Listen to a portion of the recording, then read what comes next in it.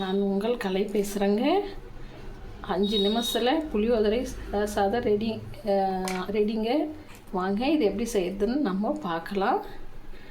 புளியோதரை பொடி வச்சு செய்யணுங்க. நம்ம இந்த பொடி எப்படி செய்யறதுன்னு பார்க்கலாம். வாங்க நம்ம வீடியோக்குள்ளே போகலாங்க. இது நல்லா காஞ்சிடுச்சுங்க. இது நல்லெண்ணெய் கொஞ்சம் சேர்த்துக்கலாம். நல்லெண்ணெய் ஊற்றிக்கணும்.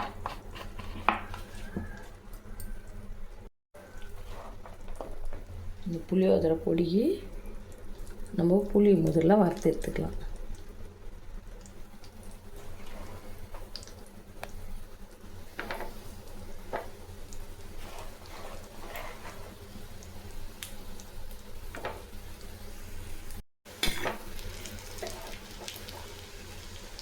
புளி ஈரப்பதம் இருக்குது, அதனால் நல்லெண்ணெய் ஊற்றி நல்லா கலகலன்னு வறுத்து எடுத்துக்கலாங்க. இதுக்கு இரும்பு கடாய் எல்லாம் யூஸ் பண்ணாதீங்க. ஒன்று மண் சட்டியாக இருக்கணும், இல்லைன்னா ஸ்டீல் கடாயாக இருக்கணும். நாஸ்டிக் தவா அதெல்லாம் யூஸ் பண்ணக்கூடாது. புளி இந்த அளவுக்கு நமக்கு வதங்கி வந்துடுச்சு பாருங்கள். அதில் இருக்கிற ஈரத்தன்மைலாம் போயிடுச்சு. நல்லெண்ணெய் ஊற்றி இந்த புளியை வறுத்து எடுத்துங்க. இது போல் மண் பாத்திரம் இருந்தால் ரொம்ப நல்லது.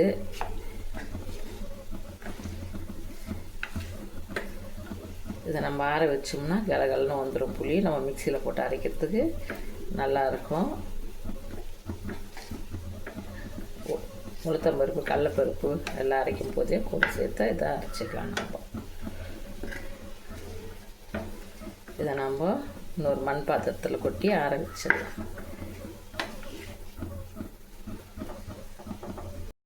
கடலைப்பருப்பு இதில் ஒரு கப் எடுத்துனோம். இதை நல்லா வறுத்து எடுத்துக்கலாம். நம்ம இது கம்மி தீயில் வச்சு வரங்க. அதிக தீ வச்சிங்கன்னா கடலைப்பருப்புலாம் கருகிடும்.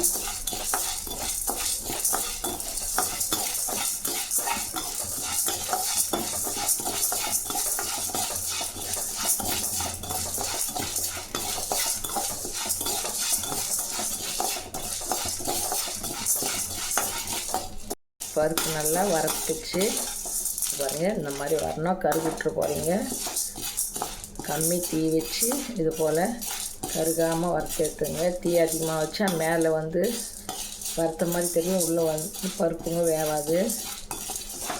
இந்த மாதிரி வறுத்துட்டுங்க. நம்ம வேறு ஒரு பாத்திரத்துக்கு மாற்றிக்கலாம். இது உளுத்தம்பருப்பு அதில் ஒரு கப்பு எடுத்துடலாங்க. இதில் அரை கப்பு உளுத்தம்பருப்பு.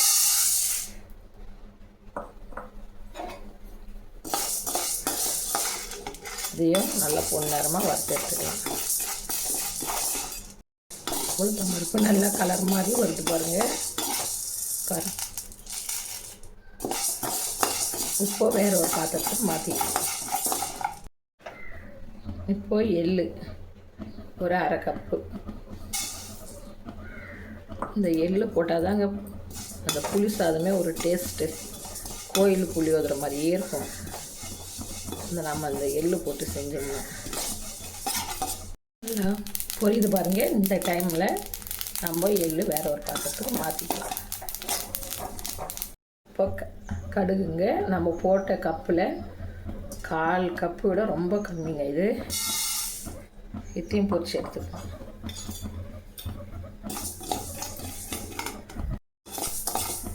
கடுகு போட்ட உடனே பாருங்கள் லைட்டாக சூடு அந்த சவுண்டு எப்படி வருது.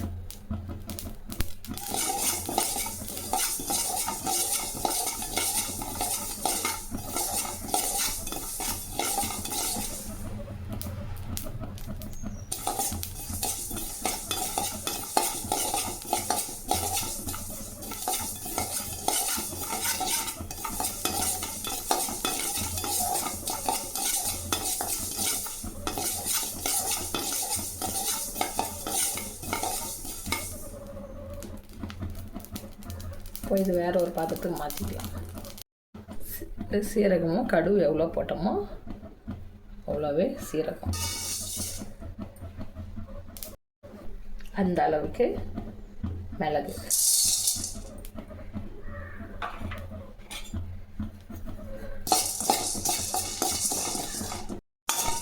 இந்த அளவு சூடு ஏறினா போதுங்க. இது மல்லி விதை 1/4 கப்பு,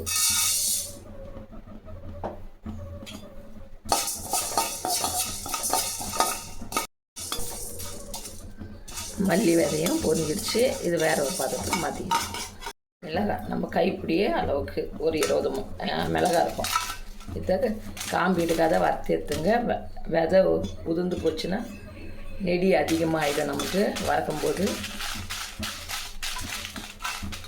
நல்லா மிளகாய் உப்பி வந்துடுச்சு பாருங்கள். இப்போ நம்ம வேறு ஒரு பாத்திரத்துக்கு இதை மாற்றிக்கலாம். கைப்பிடி அளவுக்கு உப்புங்க லைட்டாக சூடு ஏற்றி கொட்டிக்கலாம்.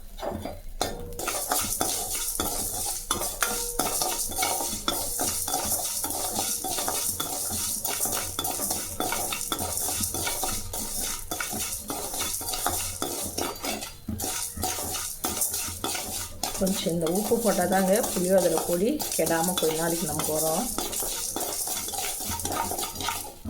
இதையும் அந்த பருப்பு மிளகாலாம் வறுத்து வச்சுக்கிறோம் பாருங்கள், அதில் கொட்டிக்கலாம். 1 டீஸ்பூன் வெந்தயம்,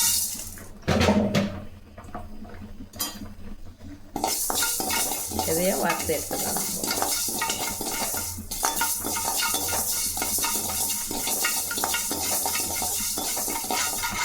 இதையும் நல்லா பொரிஞ்சிச்சு ஆஃப் பண்ணிக்கலாம். இப்போ நம்ம கேஸ் எல்லாத்தையும் வறுத்து எடுத்துட்டோம். இந்த காம்பு எல்லாம் நம்ம இப்போ புட்டு எடுத்துடலாம்.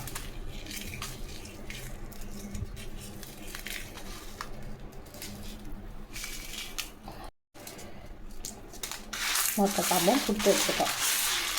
இப்போ நம்ம ஜாருக்கு இது மாற்றி அரைச்சிடலாம். புளி பாருங்கள், இது போல் கலகலன்னு ஆயிடுச்சு பாருங்க. நம்ம வறுத்தது இதையும் அதில் சேர்த்து நம்ம அரைச்சிக்கலாம்.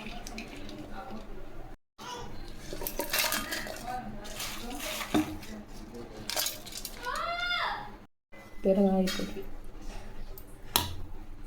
மஞ்சள் பொடி,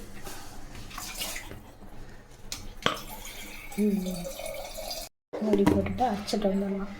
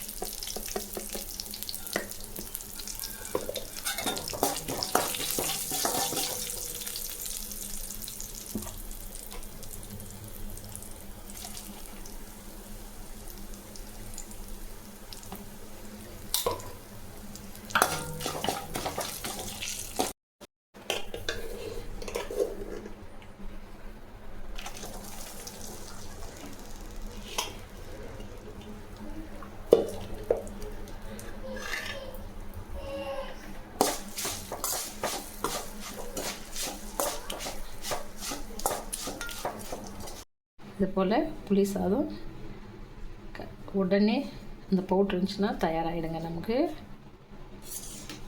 பவுட்ரு 3-4 மாதம் வச்சுருந்தா கூட நமக்கு கெடாமல் இருக்கும்.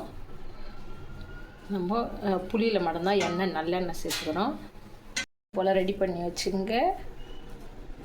புளியோதரை பொடி லஞ்ச் பாக்ஸுக்கு ரொம்ப யூஸ்ஃபுல்லாக இருக்குங்க. இது பாருங்க உதிரியாக வருது, நல்லா ருசியாகவும் சாப்பாடு.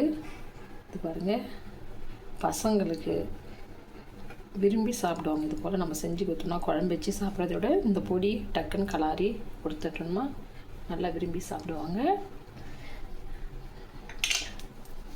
என் சேனலை முதல் முறையாக பார்க்குறவங்க சப்ஸ்கிரைப் பண்ணிங்க, கீழே இருக்கிற பெல் பட்டன் அழுத்திங்க. அப்போ தாங்க நான் போடுற வீடியோ உடனுக்குடனே உங்களுக்கு வரும்.